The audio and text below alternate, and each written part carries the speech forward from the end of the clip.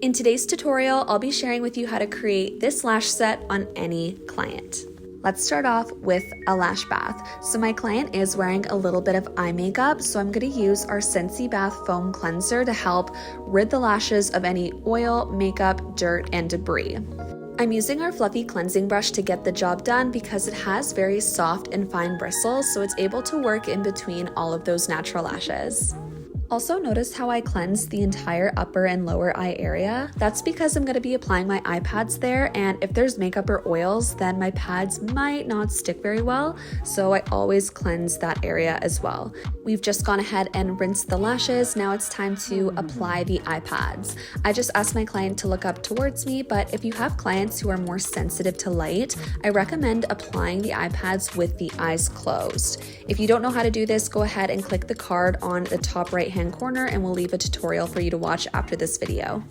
So now I'm creating my map for my top layer lashes. I'm using lengths 8 to 13 millimeter because I know these lengths really complement my client, and I'm going to be using 100% wet lashes. So I'm going to go ahead and weave out the top layer using the tips of my tweezers, and then we can just go ahead and start lashing. I really love this technique because, for one, it identifies the top layer for me, and two, it makes isolation so much easier. The goal for today's set is to create a very soft texture but airy lash set.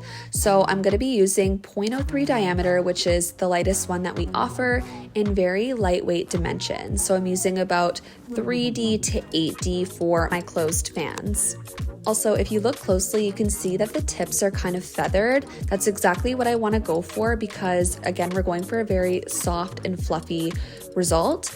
If I wanted them to look a bit more prominent, then I would have used foreplay along the tips of the lashes to create actual wet lash spikes, but I do want the tips to look a little bit more feathered for this set. That's actually one reason why I gravitated towards our ultra dark handmade volume lashes, because I find that the tips of the lashes like to sit slightly open, so it helped really achieve that very soft and feathery effect. At this point, we're almost done lashing the top layer, and from here on out, we can focus on adding in multiple different lengths. So we've built the shape, now it's time to add in the darkness and the soft texture. So how we're going to achieve that is by doing a 50-50 blend. 50% 3D ultra dark long stem pre-made fans and 50% wet lashes, and we're going to add in all different kinds of lengths in each section. This technique is called feathering, and one thing I love about it, and the reason why we actually went for this map today, is because your client can go longer in between fills. So as those lashes grow out and shed, there's not going to be an obvious disconnect between the longer lengths and the shorter lengths because they're all going to be feathered throughout the layers. So the grow out will look so much more natural. I also use my inspection mirror a lot throughout the service just so I can check in and make sure that everything is blending nicely, and if there's any lashes that look wonky or out of place, then I just easily go ahead and remove them and replace them with a new one. Now that we're all done our set, we can wrap it up with Super Bonder. Apply Super Bonder directly onto the base where the extensions were applied, and that will lock in glue fumes and add flexibility to the bond.